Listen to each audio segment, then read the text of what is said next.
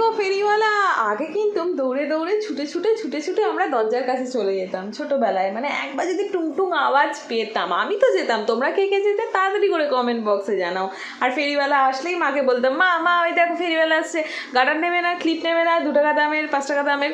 তো এখন আর 2 টাকা আর 5 টাকা পাওয়া যায় না, এখন মনে হয় 10 টাকা থেকেই শুরু। আমি অতটা জিজ্ঞেস করিনি 5 টাকার জিনিস পাওয়া যায় কি না, 2 টাকার তো পাওয়া যাবেই না অবশ্যই।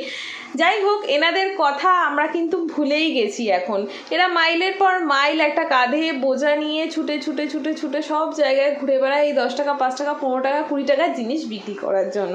আর আমরা কিন্তু এখন পুরোপুরি আধুনিক হয়ে গেছি, আধুনিক যুগে বাস করছি আমরা। আমরা অনলাইন শপিং ছাড়া জানি না, ব্লিঙ্কিট, অ্যামাজন এইসবই হচ্ছে আমাদের সাথী, আমাদের ফেরিওয়ালা বলতে পারো। আর তার সাথে তো শপিং মল রয়েছে, বাচ্চাকে কিছু একটা কিনে দিতে হলে ওই তো শপিং মলে চলো কিনে ফেলবো, এই তো অনলাইনে অর্ডার দাও 2 মিনিটে চলে আসবে। কিন্তু এনাদের কথা আমরা ভুলেই গেছি। এনারা খাবেন কি করে, এনাদের তো জীবিকা এটাই। আমরা যদি 2-4 টাকা 5 টাকার জিনিস এনাদের থেকে নাই কিনি, তাহলে এদের কিভাবে দিন চলবে বলো।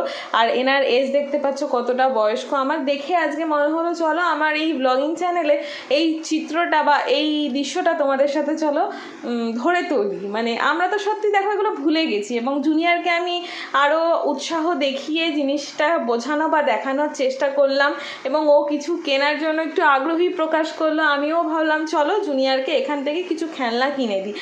সবসময় যে বড় দোকান থেকে কিনতে হবে, ভালো জিনিস কিনতে হবে, একদমই নয়। আর এটা কি খারাপ জিনিস? এটাও কিন্তু একদম খারাপ জিনিস না। যাই হোক, আমি এখান থেকে জুনিয়রকে একটা খেলনা কিনে দিলাম। জুনিয়র তো 2টো নিয়েই ছুটে বেড়াচ্ছে।